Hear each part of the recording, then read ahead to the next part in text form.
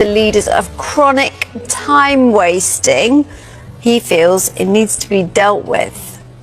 I loved the effort from my boys. I loved how they play football.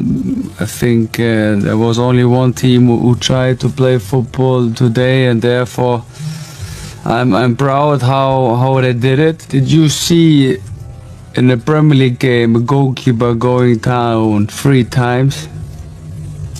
In their own rules. I will never be that kind of manager who tries to win in that way. Everyone here in the room, did he really enjoy this football game? I'm sure maybe one raises his arm because he's a big Arsenal fan. But beside that, no chance. Where will this go in the future? That's my question. Where will this go? Like at one point, one game we play 60-minute netto time, and then when you play against Arsenal only 50 minutes, then it's 10 minutes different. So is this for what the supporters are paying for? You get players, we love our players, and I love the way we compete. Care? Depends. Yeah, and the comments. Yeah. Another thing that fucked me said was there's only one team here that tries to play football today. Is that unfair? Because at the end of the day it's about their 3 points. Next question. Yeah, it's just not enjoyable.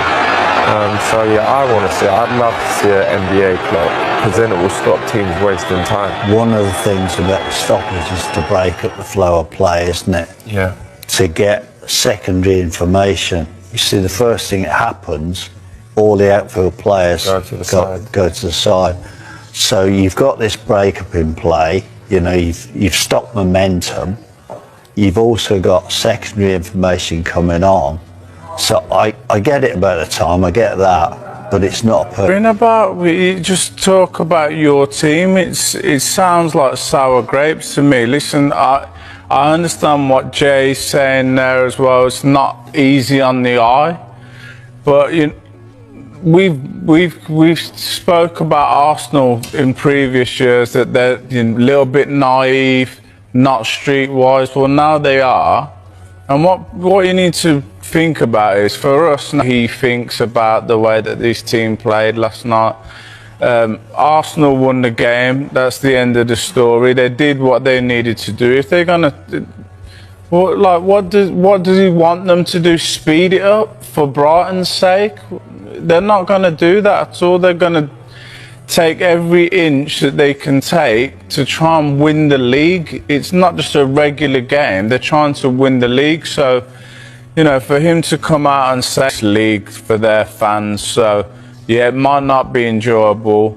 I don't enjoy watching some of the things that I see in the Premier League these days, but it's completely different when you're playing in it. Yeah, there's lots of the complaints about lots of different things, isn't there? Time wasting is one of them, but then there's the things like the wrestling at corners, the rugby style kickoffs, and the time wasting, the dark art. Win the game, you're not really interested on, is this entertainment? For us it's entertainment, for them it's a job. They're trying to win. So there's 2 different things completely in there, and it's just the evolution of the game. I'm not an Arsenal fan by any means, but I'm happy for Arsenal that... In a moment that has sent shockwaves through the Premier League community, Fabian Hürzeler, manager of Brighton and Hove Albion, has publicly apologised to Mikel Arteta following the intense controversy surrounding Brighton's recent clash with Arsenal FC. The unexpected admission has ignited passionate reactions from fans across England, with many calling it one of the most dramatic managerial moments of the season. The drama stems from a fiercely contested match that left Arsenal supporters furious over several contentious moments, particularly refereeing decisions that many believed unfairly affected the outcome. In the aftermath, debates erupted across social media and sports talk shows, with pundits dissecting every angle of the game. While such disputes are not unusual in the Premier League, what happened next caught nearly everyone off guard. Speaking during a post-match press conference that quickly went viral online, Hürzeler addressed the growing tension between both clubs and their supporters. Rather than defending every aspect of the match, the Brighton boss took a surprisingly reflective tone.